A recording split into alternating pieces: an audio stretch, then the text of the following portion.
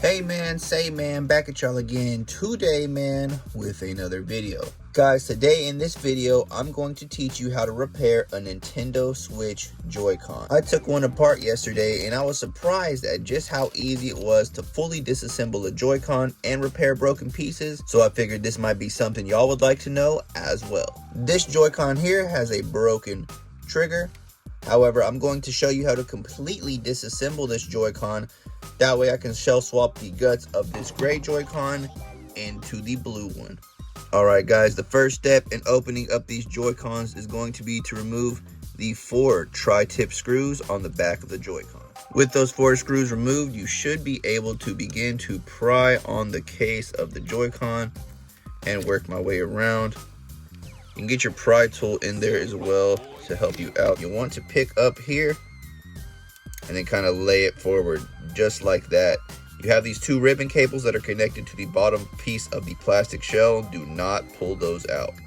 So once you made it this far, the first step is going to be to insert your pry tool and get that battery off. The battery clips in down here by this black connector. To remove it, all you have to do is pull up on the connector.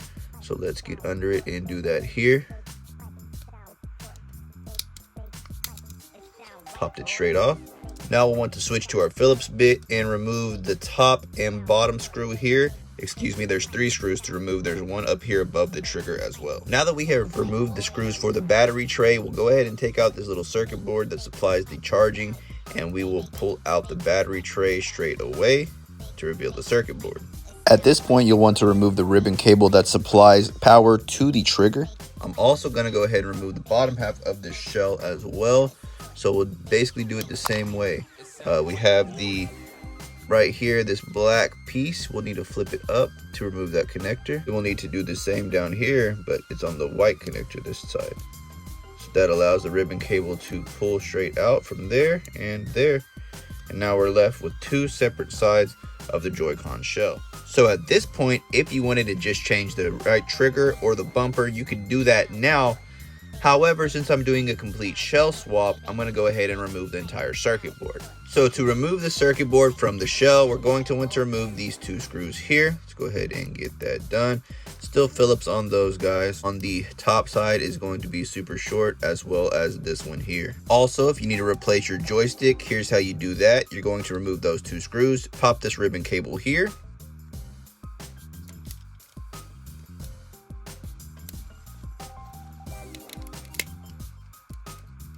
Simple as that. It's loose now. You just pull it out, slide out that ribbon cable, and you can replace it. Just like that. The joystick is loose. Before removing the circuit board, you do have one more ribbon cable here to go ahead and let go. We'll need to remove the rumble motor. You should probably use some pliers, but I don't have any, so we're going to use my fingers to remove this. Just rocking it back and forth. If I can get a good hold of it somewhere. Boom. Just pulled it out with my fingers. Perfect. And boom, there is the circuit board for the Joy-Con. Last thing we'll need to do is go ahead and remove this from the switch itself. We have a Phillips screw there. Go ahead and remove that. Here I have my empty blue shell. We're going to go ahead and transfer all the pieces from the gray Joy-Con over to the blue one. The blue one does have a good trigger, so swapping those over is going to fix the broken trigger problem.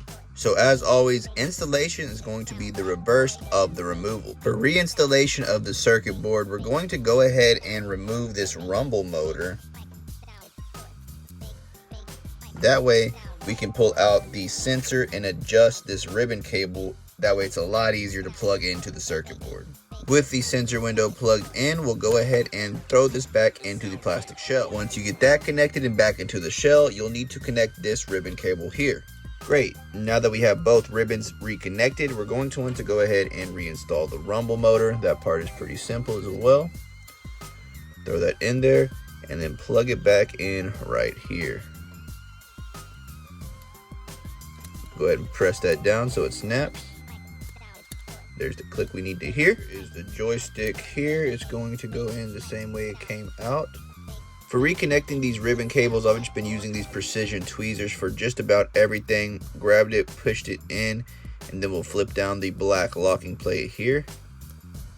That's locked in now. From that point, I just reinstalled the screws here and here for the joystick. Now it's looking like a Joy-Con again. To secure the circuit board to the housing, you want to use those 2 silver screws there. Next up, we will take the back plate of the Joy-Con and reinstall this piece here. Before you reinstall this piece into the shell, make sure that you insert the little locking button for the side of the switch. From here, we can go ahead and reinstall our bumper into the switch. This part is very simple. You just kind of weasel them in there just like that. Now I'm going to go ahead and reinstall these 2 ribbon cables here. That way I can pretty much get ready to close up this Joy-Con. Alrighty, now that we've got that reinstalled, we can go ahead and screw in our trigger battery tray and then reinstall our battery. Be sure that you reconnect this ribbon cable when you put back your trigger. Now that you have all the ribbon cables installed, go ahead and close this thing up. With the battery tray and trigger reinstalled, we'll go ahead and reinstall 1, 2, and 3 screws down there. Now that we have the battery tray reinstalled, all we have to do is plug in the battery and then screw this thing back together. Remember, this little black connector goes into this one here, and you just simply press it down. With the battery clip firmly pressed down and reinstalled, the battery back in the tray, all that's left to do is screw it back in and see if it all works. How could I forget? Make sure this sensor goes back in its spot as well. I think this is responsible for charging the Joy-Con. Alright guys, so here's the switch I was repairing. Here's the newly repaired Joy-Con. I think the blue on blue just looks so much better. So let's go ahead and test this controller. We'll test all the letter buttons, the stick click in, the trigger that was once broken, the bumper, and then both of the S buttons. There you have it guys, that Joy-Con is fully repaired. And now we are back to the blue on blue. So there you have it guys, you know how to completely repair, take apart, and swap around shells on any Joy-Con. Until next time guys, thank you so much for watching this video. I hope it helped you out, and I'll see you in the next one. Peace!